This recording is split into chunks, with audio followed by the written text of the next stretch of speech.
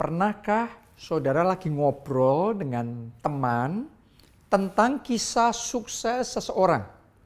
Terus kemudian teman saudara nyeletuk dan dia berkata, sebenarnya aku sudah kepikiran ide itu. Lama dulu aku sudah kepikiran. Tapi sayang, aku nggak ngelakuin.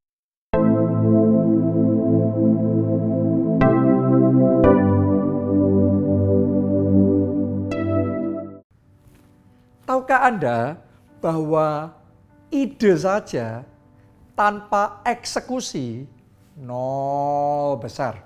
Nggak ada apa-apanya. Kita kalau mau maju, kita kalau mau ngalami breakthrough butuh dua. Yang satu ide, yang kedua eksekusi. Itu yang namanya hikmat. Jadi kalau firman Tuhan bicara tentang hikmat, itu bukan cuma dapat ide, dapat rema, dapat revelation, dapat suatu pembukaan, dapat satu petunjuk dari Tuhan, instruksi dari Tuhan. Itu langkah pertama. Tapi Anda harus ngerti, yang menentukan babak berikutnya kita jadi apa tidak, kita ngalami breakthrough apa tidak, kita sukses apa tidak, adalah eksekusinya seperti apa. Ada banyak orang punya ide, tapi tanpa eksekusi gak ada artinya apa-apa. Di zaman informasi seperti sekarang ini, semua orang bisa ke internet, research di bidang apapun, pokok ngeliatin aja terus-menerus. Video-video atau artikel-artikel tentang bidang-bidang tersebut. Maka kita pasti akan dapat ide. Tadinya gak kepikiran, sekarang kepikiran. Kita bisa ngerti, wah ternyata mereka ngelakuin begini, ngelakuin begitu. Yang kita bisa pelajari. Atau sementara kita mempelajari mereka, kita sendiri muncul pemikiran-pemikiran yang baru, yang tiba-tiba muncul di benak kita. Asal mau belajar, kita gampang dapat ide. Tapi jangan berhenti hanya dapat ide. Kalau Anda mau breakthrough yang besar, Anda harus committed untuk melakukan apa yang sudah Anda pelajari. Setelah dapat ide, berikutnya eksekusinya harus powerful. Eksekusi itulah yang menentukan ide tinggal ide, atau ide jadi kemenangan besar, jadi kisah sukses besar. Sehingga bukan lagi Anda hanya membicarakan kisah sukses orang lain, tapi giliran orang lain membicarakan kisah sukses Anda. Saya percaya itu yang akan Tuhan lakukan dalam hidup saudara. Terobosan yang baru, kemenangan, keberhasilan di dalam pekerjaan, di dalam pelayanan, di dalam setiap bidang dalam hidupmu. Kenapa? Karena bukan hanya punya ide, sekarang kita tambahkan dengan eksekusi, dengan pelaksanaannya, dengan kesungguhannya, komitmennya, maka kita akan mengalami kemenangan yang besar. Saya bacakan Matius 7, kita baca di ayat 24 sampai ayat yang ke-27. Setiap orang yang mendengar perkataanku ini dan melakukannya. Jadi dengar, tadinya nggak tahu jadi tahu dong, berarti dapat ide dong, ngerti kebenaran firman Tuhan dong. Oke, dan melakukannya. Berarti setelah mendengar terus melakukan.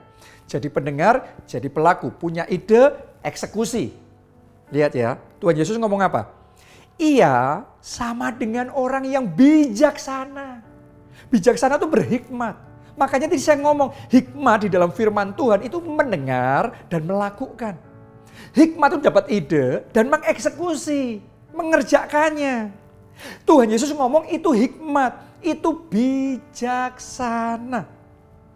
Ya, ia sama dengan orang yang bijaksana yang mendirikan rumahnya di atas batu.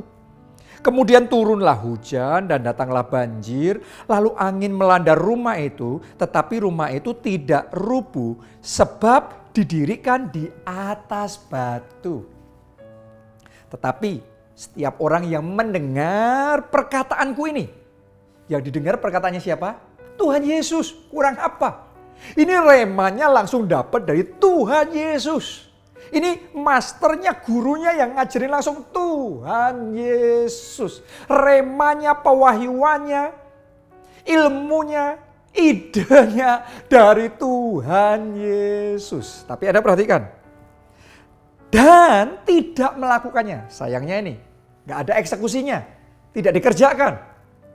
Iya, Tuhan Yesus ngomong, sama dengan orang yang bodoh. Yang mendirikan rumahnya di atas pasir. Kemudian turunlah hujan dan datanglah banjir, lalu angin melanda rumah itu sehingga rubuhlah rumah itu dan hebatlah kerusakannya. Oke, jangan mau jadi orang yang bodoh. Buat Tuhan Yesus yang bodoh itu bukan sekedar orang yang tidak punya ide. Tapi orang yang bodoh itu orang yang punya ide, ngerti kebenaran, dapat rema, tapi nggak komit mengeksekusi. Nggak sungguh-sungguh mengerjakannya. Tuhan Yesus ngomong itu bodoh. Nggak ada apa-apanya. Nol besar dalam hidupnya. Nothing. Nggak ada kemenangan, nggak ada terobosan. Tapi buat saudara, saya berdoa untuk keluarga JSM. Tahun ini kemenangan besar, terobosan besar, kesuksesan besar, mujizat besar akan jadi kesaksian Anda. Dan untuk itu terjadi, maka jadilah orang berhikmat. Orang berhikmat dapat remanya, tapi komit mengerjakannya. Oke, dapat idenya dan mengeksekusinya dengan segenap hati. Itu berhikmat. Itu yang akan menjamin Anda punya masa depan gilang gemilang. Karena itu mulai saat ini dalam pekerjaanmu, mulai belajar. Belajar untuk apa?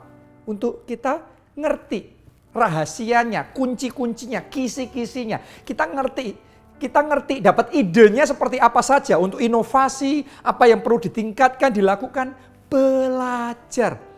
Tapi berikutnya, jangan pernah lupa, semua yang sudah Anda pelajari, yang penting-penting, yang Anda bisa terapkan, jangan cuma tahu tinggal tahu. Mulai sekarang komitmen mengerjakan, komitmen melakukan, komitmen mengeksekusinya. Maka di dalam pekerjaanmu, engkau akan mengalami progres. Besoknya lagi, progres lagi. Besoknya lagi, progres terus, progres. Non-stop itu yang nanti akan melahirkan kemenangan besar terjadi dalam hidup saudara. Karena Allah turut bekerja dalam segala perkara untuk mendatangkan kebaikan bagi semua orang yang mengasihi. Kata Allah turut bekerja berarti bukan cuma Tuhan dong. Ada bagian kita yang harus kita lakukan. Jadi kita harus belajar. Tapi setelah belajar kita harus bekerja. Gak cuma belajar banyak tahu tapi sedikit mengerjakannya. Sedikit kerjanya, banyak belajar, sedikit kerja, gak ada artinya apa-apa. Kita banyak belajar, banyak bekerja, Anda akan melihat kemenangan besar terjadi karena Allah turut bekerja. Anda bekerja, Allah turut bekerja. Anda gak kerja, Allah gak kerja. Karena ini adalah cooperation. Ini adalah suatu kerjasama. Kerjasama itu kita bekerja, Allah bekerja, maka terobosan besar terjadi. Tahun ini terobosan besar terjadi dalam hidupmu. Terima itu dalam nama Tuhan Yesus. Terlebih lagi dalam pelayanan. Jangan sampai kita dapat hikmat terus menerus di dalam pekerjaan tapi melalaikan pelayanan. No. Utamakan Tuhan. Jadikan Tuhan nomor satu. Cintai Tuhan dengan segenap hati saudara. Utamakan Tuhan terlebih dahulu, prioritaskan Tuhan terlebih dahulu. Dan minta hikmat Tuhan. Bagaimana untuk saudara bersaksi dengan hikmat? Bagaimana untuk saudara bisa masuk dan melayani seseorang sehingga bisa mengalami pemulihan? Ada minta hikmat. Bagaimana mengembangkan kelompok sel, memuridkan anggota sel sehingga mereka bertumbuh menjadi leader-leader yang luar biasa. Anda belajar. Untuk memperluas kerajaan Allah. Minta Tuhan bicara, memberikan kisi-kisinya, kunci-kuncinya, rahasia-rahasianya.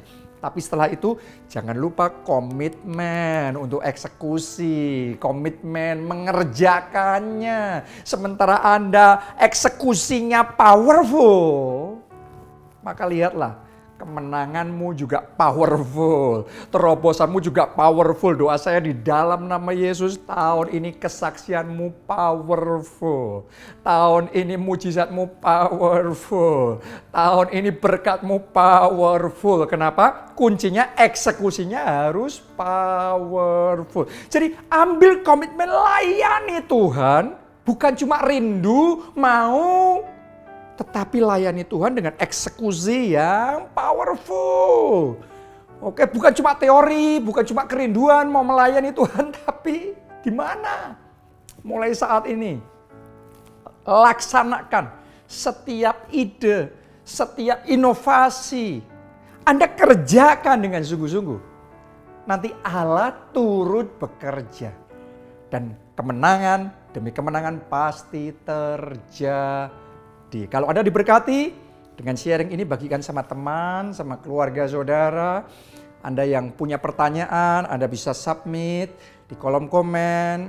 Anda yang perlu didoakan, tuliskan juga permohonan doa saudara. Dan saya percaya Anda akan melihat kuasa Tuhan yang besar bekerja dan mujizat jadi milik saudara. Terima di dalam nama Tuhan Yesus. Salam keluarga Allah, Tuhan memberkati.